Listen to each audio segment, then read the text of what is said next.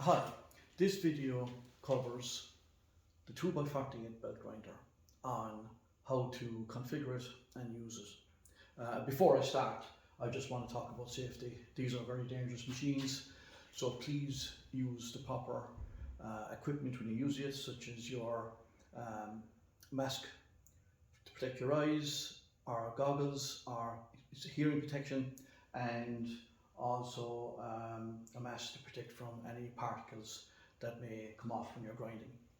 So the 2x48 belt grinder runs a belt very similar to this, which is a 3-in belt. This one is 120 grit, and you can get from 30 right up to 2000 grit in these belts, which there's a huge selection available. Best place I find to get them at the moment, believe it or not, is AliExpress. They do a large selection of belts. So you get them also on Amazon and eBay, and there is some companies locally doing them as well. So to put the belt on the grinder itself, it's quite simple. You've got the arrows here. The grinder itself is traveling this way, which is anti-clockwise, so you need to make sure the belts are traveling in the same direction. So you just slide the belt on here and push this down.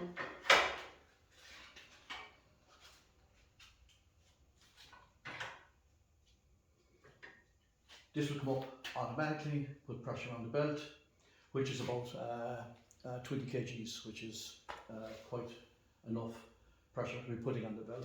So once the belt is in place, tighten this up and then just give it a turn with your hand here to make sure it's running in line. This machine is very, very adjustable. It can be adjusted, first of all, the motor itself here. The angle here at the back of this wheel can be adjusted, and a degree or two can make a huge difference. The thing is, not all belts are equal, and some belts will need adjustment to get them running in line. Also, not only can you adjust the motor here, but now we have done an upgrade of this machine, in place, which is here. So not only can you adjust this wheel now, up and down like this, you can also adjust it left and right, and that makes a huge difference. So just by loosening the screw here, you can actually turn the head, and it just allows you to line up that belt quite nice. And as I said, with some belts you will need to change it. Not all belts run equal, unfortunately. But once you have it set up, and you can turn it like that without any problem, and also important that the belt is not hitting the back plate here, this plate in here. I have it out probably a little farther than it should be, but as long, you can have it as close as you want, as long as it's not hitting the belt. When you use your work, and it will press it up against it when you push your work up against the belt.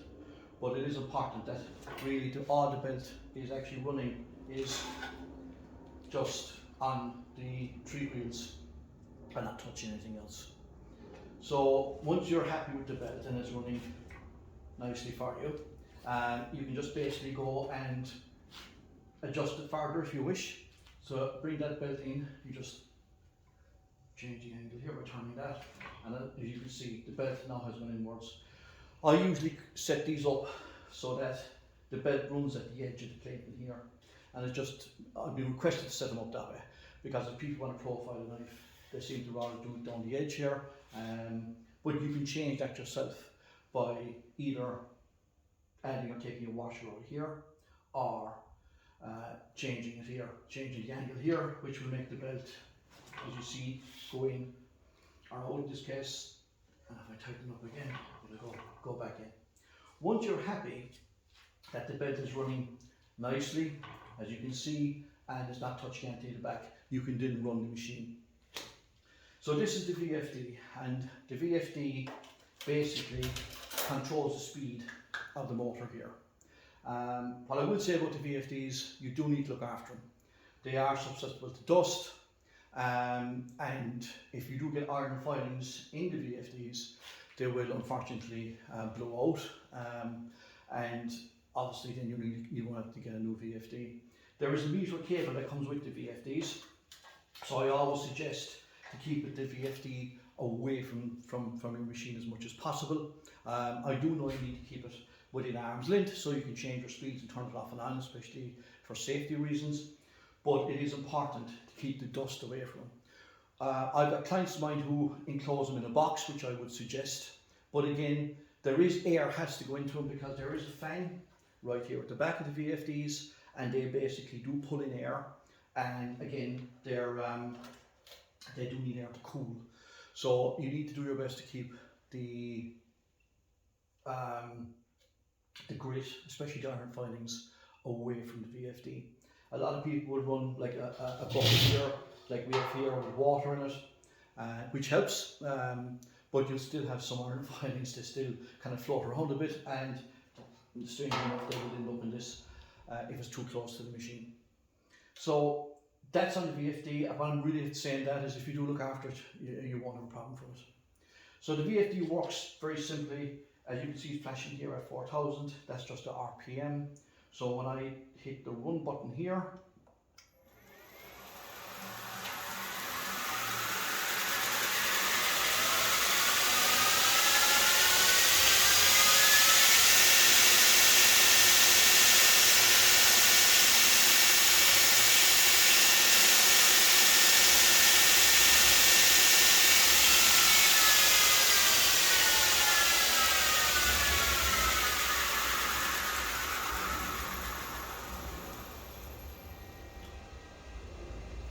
as you can see now, it's all at zeros, and basically that just shows that it's stopped.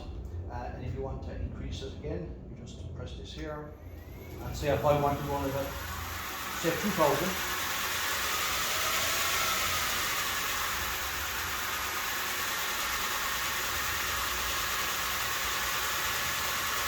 There we go. So that's at 2,000. You will see the machine shaking slightly, but the simple reason is, open it up and you probably stop that.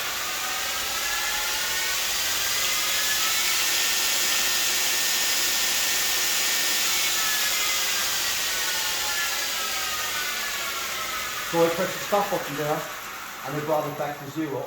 But the one thing you need to remember is because it was already at 4,000 as it is now, when you hit run, it's going to go back up to that speed. The machine was shaky at 2,000, and the reason being is that it does need to be bolted down. There's a lot of torque in that motor, and it's definitely, I would suggest when you put it on your bench that you actually bolt it down. Also, the machine has an adjustable tool rest, which is this guy here, and he simply just goes in here.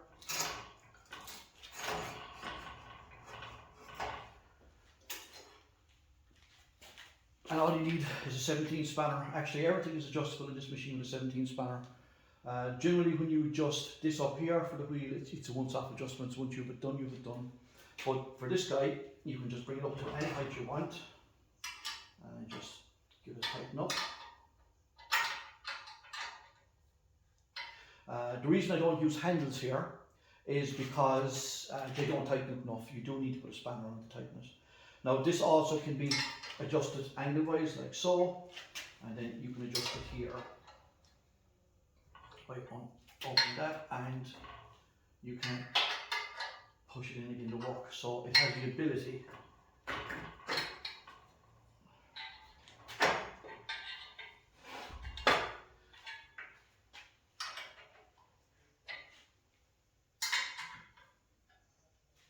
there you go.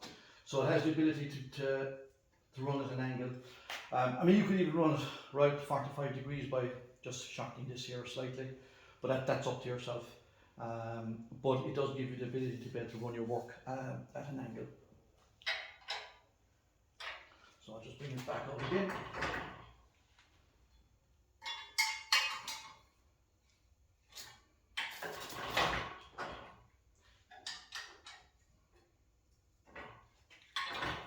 I would suggest when you're just to leave distance here, you know, leave a couple of minutes, just make sure that the work plate isn't actually up against it.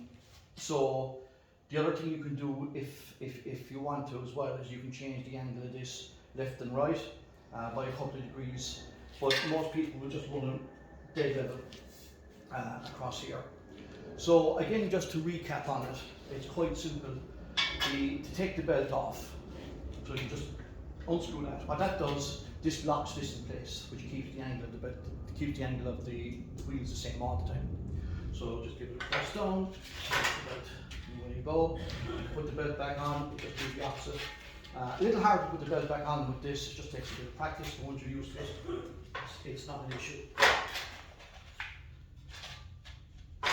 So that's it. Again, I just like to give it a little tap up. All you have to do is tighten that up, and your belt is exactly running the same way it was.